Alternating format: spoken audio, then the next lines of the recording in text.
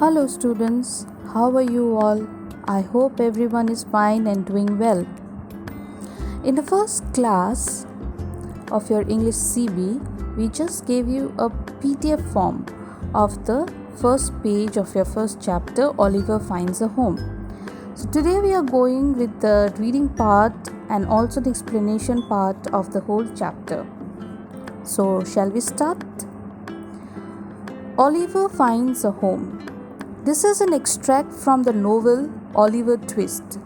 Oliver, an orphan, runs away from the orphanage where he is ill-treated and lands in a den of thieves. The thieves take Oliver to rob a house, but are stopped by the servants. They run away, leaving a wounded Oliver behind. The servants take him into the house. Read on to find out what happens to Oliver. Mrs. Marley and Rose were waiting anxiously for the doctor to arrive. I hear the carriage pulling up. That must be Dr. Lobsburn. Oh, please, will you come upstairs and look at the poor thing? Certainly. Perhaps Giles can lead me to the room where he is resting. The doctor stayed in the patient's room for a long time and asked for a few things. Bring some warm water and some clean sheets. At last, the doctor returned to the dining room to speak to the ladies. I hope he is not in danger. No, Mrs. Marley. He will be well again in a week or two. Have you seen the thief? So this is an extract from the famous novel that is Oliver Twist, and which is written by Charles Dickens. So Oliver was an orphan who used to live in an orphanage, but one day he ran from the orphanage because he was ill-treated in the orphanage, and when he was running he fell into the hands of some thieves. The thieves took him and they ordered him to rob a house. But when they went to do the robbery, they were stopped by the servants. So the thieves ran away from there and they left a wounded Oliver in the hands of the servants. The servants took him into the house. Then the owner of the house, that is Mrs. Marley and Rose, they were waiting for the doctor to arrive. And then Rose heard the carriage. She said that it must be Dr. Lobsburn. And then she asked him that, will you please come upstairs and look at the poor thing? And then he said, I'll be very pleased to be honored by Giles to lead me to the room where he is resting. The doctor stayed in the patient's room and he asked some warm water, some clean sheets. After that, he came out from that room and he went to the dining room and talked to the ladies. Mrs. Marley asked him that, is he in danger? The doctor said no, he is not in danger and it will be well again in a week or two. But have you seen the thief? Page number 6. The ladies had not seen the thief yet. When they entered the room, they stared in surprise. Why, he is a mere child. This poor child cannot be a thief. Oh, poor thing, Auntie. Don't let him send a boy to prison. Let us discuss this in the next room. We must not wake him up.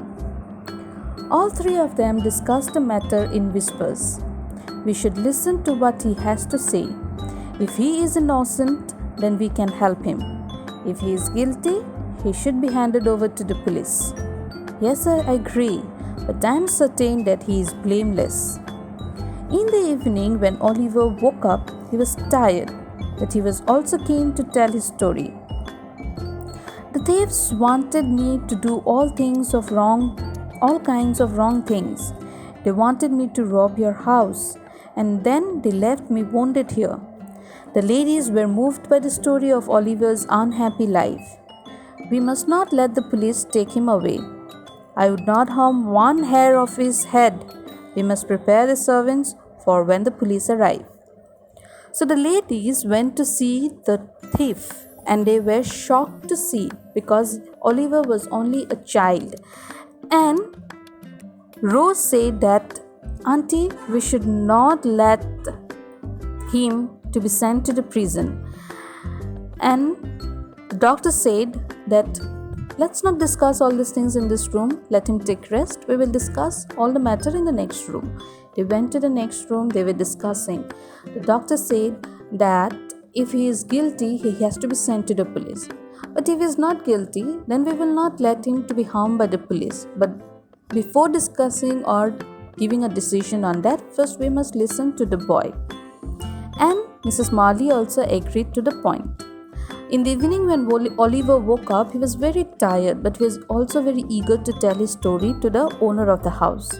So he immediately went to them and he told them everything, that thieves wanted him to rob the house. He doesn't want to do anything. And then when they were caught, the thieves left him wounded there. The ladies were very moved by the story. They were touched by his unhappy life, and so they promised each other that they are not going to hand him to the police, and they also discussed that they must prepare the servants also to save Oliver from the police. Page 7. Soon the police arrived to inquire about the robbery. The robbers were two evil-looking men. I hope you will find those men and punish them. Little Oliver wounded himself earlier while playing. The police believed the servants and left Oliver in peace. Mrs. Marley and Rose took wonderful care of Oliver. Have another bite of the pie, dear. Every morning, Oliver went to an old gentleman who taught him how to read and write. Today we will read from page 14 onwards. And each night Oliver slept peacefully in a clean bed in his own room. This is how 3 months passed by. They were months of perfect happiness for Oliver Twist. So, one day the police arrived to inquire about the robbery, and the servants answered one by one. They said that the robbers were two evil-looking men. They should be punished if you find them, and they also add up that Oliver wounded himself while playing one day. The police believed the servants and they left Oliver in peace. And Mrs. Marley and Rose, both of them, took wonderful care of Oliver. They fed him with nice food. They gave him nice clothes. He was very happy. And every morning Oliver used to go to an old man and he used to teach him how to read and write. And each night Oliver always slept peacefully in his clean bed in his own room. So 3 months passed by and Oliver Twist was very happy in these 3 months. So this is a little extract from the novel Oliver Twist. If you get chance, try to buy the novel and read it. It's a very beautiful novel. You will like it.